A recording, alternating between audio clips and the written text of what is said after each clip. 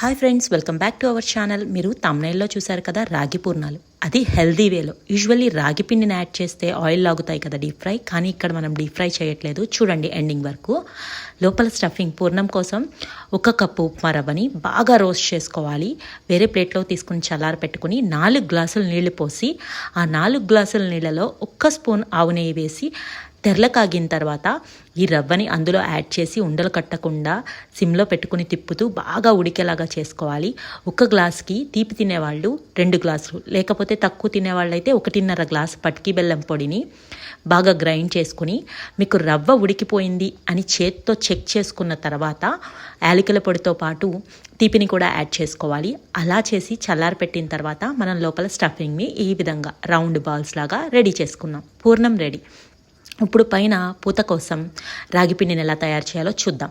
ఈ రాగిపిండిని నేను 1 గ్లాస్ మినప్పప్పు, 4 గ్లాసులు రాగులు, 1 గ్లాస్కి 4 గ్లాసులు రాగులు, 1 గ్లాసు అటుకులు అన్నీ బాగా నీట్గా కడిగి వేరువేరుగా నానపెట్టిన తర్వాత ఏం చేశాను అంటే పప్పు బాగా కడిగి పప్పు అటుకులు కలిపి బాగా ఆడుకున్న తర్వాత రాగి పిండిని కొంచెం చెక్క బద్ద కింద ఆడుకున్నాను.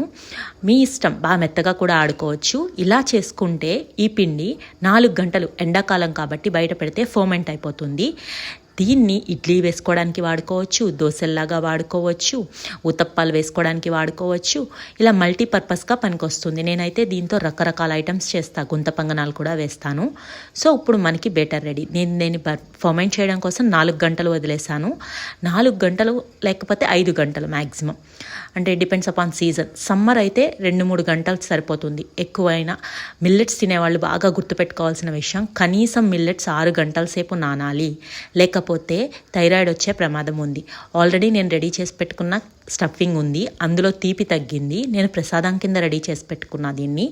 ఆ తీపి తగ్గింది కాబట్టి నేను పటికి బెల్లం వాటర్ యాడ్ చేసి మళ్ళీ దీన్ని హీట్ చేస్తున్నాను. ఎందుకంటే పూర్ణంకి కొంచెం మెత్తగా కావాలి. తీపి తగ్గింది కదా, రాగి పిండితో కలిసినప్పుడు టేస్ట్ బాగోదు, అందుకే తీపి ఎక్కువగానే ఉంటే బాగుంటుంది. సో నేను పూర్ణం రెడీ చేసుకుంటున్నాను.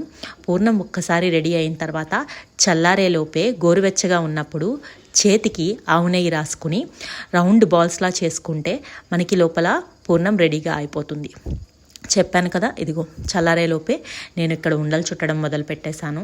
ప్లేట్లో పెట్టుకుంటున్నా విడిగా. ఒకదానికొకటి కొంచెం గ్యాప్ ఇచ్చి దూరంగా అంటుకోకుండా పెడితే మనకి చాలా బాగుంటుంది. తర్వాత మనం నెక్స్ట్ ఆల్రెడీ పిండి రెడీగానే ఉంది, నేను చెప్పాను కదా ఫ్రిడ్జ్లో. పూర్ణంతో పాటే నేను చెప్పాను కదా ఇడ్లీ దోశ అన్నిటికీ వాడుతూ ఉంటాను రాగి పిండి అని చెప్పి, అది తీసి మీకు చూపిస్తున్నాను ఇప్పుడు. అందులో ఒక బౌల్లోకి కొంచెం వాటర్ యాడ్ చేసి ఇందులోనే సాల్ట్ వేయాలి. సాల్ట్తో పాటు కొంచెం బేకింగ్ సోడా, పప్పల్ సోడా అని కూడా అంటారు దీన్నే.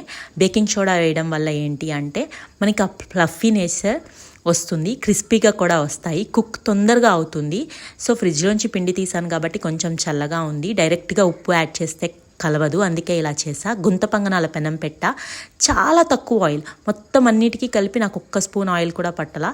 పూర్ణాన్ని ఇలా రాగి పిండిలో వేసి స్పూన్తో ఇప్పుడు నేను గుంత పొంగనాల పెనంలో వేస్తాను. చూడండి మీరే, 1 by 1 అట్లా కంప్లీట్గా డిప్ చేసుకుని అలా యాడ్ చేసి ఇందులో వేస్తే సరిపోతుంది.